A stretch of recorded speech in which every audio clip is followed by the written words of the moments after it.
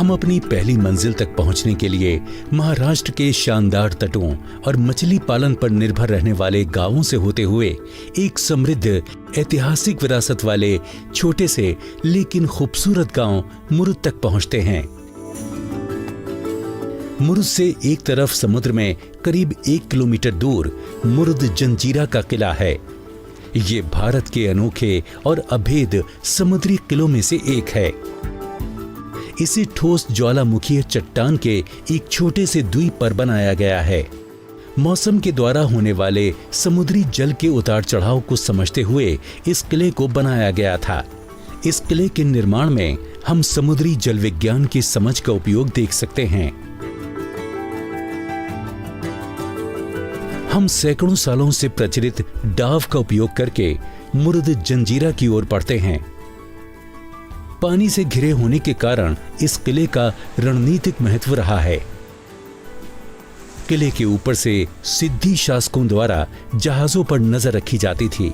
इससे वो प्राचीन व्यापारिक मार्गों को नियंत्रित करते थे। दिलचस्प बात यह है कि भारत के पश्चिमी तट पर खड़ा ये एकमात्र किला है जो डच, ब्रिटिश और मराठों के आक्रमणों के बावजूद अपराजय रहा है। मराठों ने इसे अपने कब्जे में लेने के लिए 13 से अधिक प्रयास किए। जब हम किले की ओर बढ़ते हैं तो हम महसूस करते हैं कि हम प्रवेश द्वार नहीं देख पा रहे हैं, परंतु थोड़ा नजदीक पहुंचने पर जब 12 मीटर ऊंची दीवारों की विशालता का एहसास होता है, तब हमें प्रवेश द्वार और उसकी खड़ी सीढ़ियों की झलक दिखाई देती है। ये बेहतरीन वास्तुशिल्प और इंजीनियरिंग कौशल का कमाल है। इस विशेषता ने किले की सुरक्षा में भी महत्वपूर्ण भूमिका निभाई है। पहला लाभ ये था कि इससे यह सुनिश्चित हो सकता था कि प्रवेश द्वार किसी भी सीधी तोप के वार से सुरक्षित रहेगा। दूसरा, दुश्मन की नौकाओं को 12 मीटर तक किले के नजदीक पहुंचना पड़ता था ताकि वो मुख्य द्वार की ओर आक्रमण कर पाएं। ये मुरुद पर तैनात तोपों के लिए पर्याप्त दूरी थी ताकि वो दुश्मनों को आसानी से नष्ट कर सकें। ज्वार स्तर कम होने के कारण हमारे डाव का लंगर किले के द्वार से लगभग 15 मीटर दूर लगा है। मुख्य प्रवेश द्वार की ओर जाने के लिए मुरुद की विशाल दीवारों के साथ चलना पड़ा। किले की निचली नींवों पर सदियों से पड़ने वाली लहरों के चिन्ह आज भी दिखाई देते हैं। किले को सबसे पहले 15वीं सदी में एक स्थानीय मछुआरे ने समुद्र में एक विशाल चट्टान पर बनाया था। उसका विचार अपने समुदाय को समुद्री डाकुओं से बचाने का था। हालांकि अहमदनगर के निजाम शाह की नजर इस किले पर थी, इसलिए अहमदनगर राजाओं के सरदार सिद्धियों ने किले पर कब्जा कर लिया था।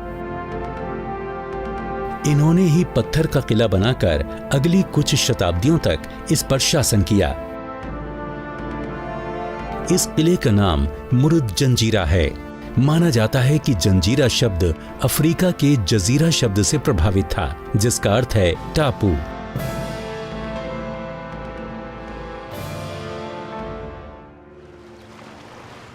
अंदर जाते ही हमें दीवारों पर पैनल दिखाई देते हैं, जहां एक तरफ एक बाघ द्वारा हाथी को जकड़ने वाला चित्र दिखाया गया है।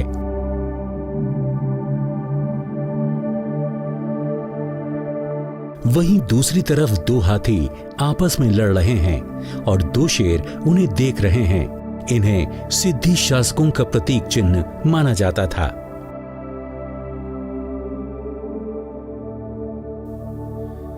यह किला 22 एकड़ में फैला है। ये पत्थरों से बना है, जिन्हें सीसा, रेत और गुल के मिश्रण से जोड़ा गया है।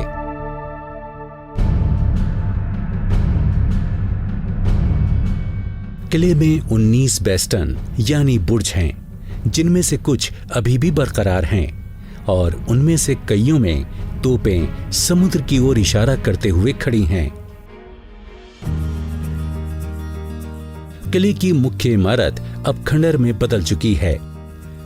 लगभग 600 वर्षों के दौरान इसमें अधिकारियों और उनके परिवारों के लिए महलों, क्वार्टर, मस्जिद, मंदिर सहित प्राकृतिक ताजे पानी की 18 मीटर गहरी 2 झीलों और कई कुओं आदि का निर्माण किया गया। किले की प्राचीर पर लगभग 200 से अधिक तोपें हैं। कुछ तोपें यहीं बनाई गई थीं और कुछ को यूरोप से भी लाया गया था। प्रवेश द्वार की रक्षा 3 प्रमुख तोपें करती हैं। इन्हें 5 प्रकार की धातुओं से तैयार किया गया था और इन तोपों से समुद्र में दूर तक गोला दागा जा सकता था। एक बड़ी तोप इसलिए प्रसिद्ध है कि ये सूरज की गर्मी में घंटों तक गोले दागने के बावजूद कभी गर्म नहीं होती थी। किले के कुएं भी अनोखे हैं क्योंकि समुद्र के अंदर होने के बावजूद इनका पानी मीठा है। ये पर्यटकों को आज भी पानी मुहैया कराते हैं। हमने भी इसका परीक्षण करने का प्रयास किया। वाकई पानी काफी ठंडा है। किले के अंदर ताजे पानी के विशाल तालाब हैं। असल में इन्हें बारिश के जल को संग्रहित करने के लिए बनाया गया था ताकि ये मुरुद जंजीरा की पूरी आबादी को साल भर तक पानी उपलब्ध कराते रहें। मुरुद जंजीरा के निर्माताओं और स्थापत्यकारों ने रोजाना होने वाले ज्वारीय उतार चढ़ाव का अच्छी प्रकार अध्ययन करने के बाद इसके निर्माण की योजना बनाई होगी।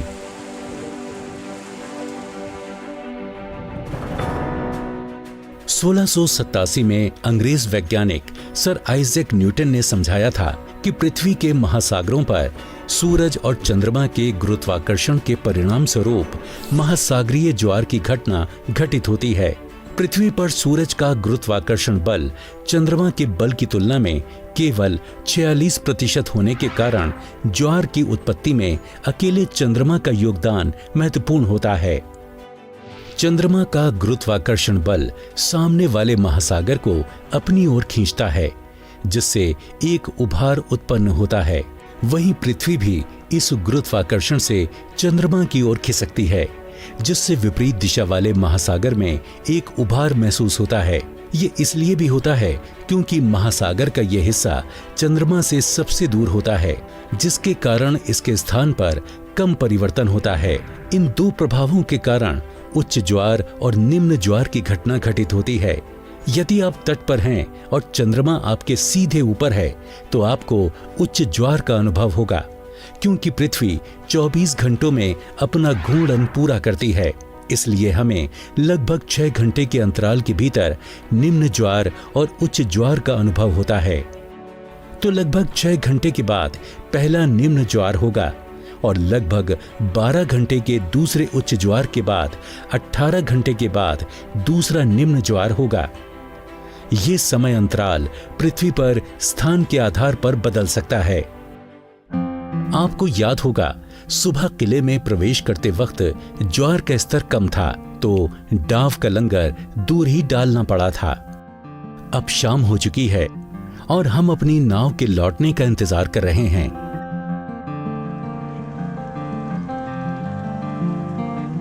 अब ज्वार का स्तर ऊंचा हो गया है।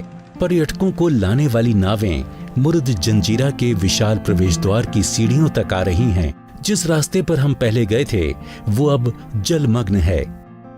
वाकई ये किसी आश्चर्य से कम नहीं। हमारा अगला पड़ाव भारत की राजधानी नई दिल्ली है, जहां हम इस शहर के किलों में से एक पुराने किले की ओर चलेंगे।